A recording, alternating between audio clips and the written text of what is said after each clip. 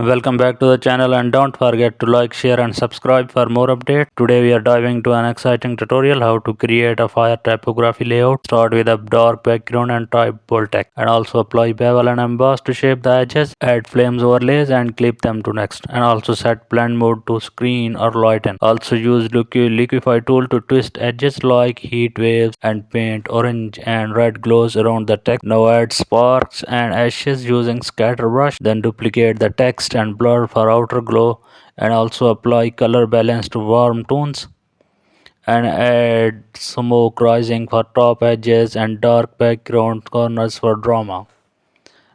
Now add small glowing particles for realism.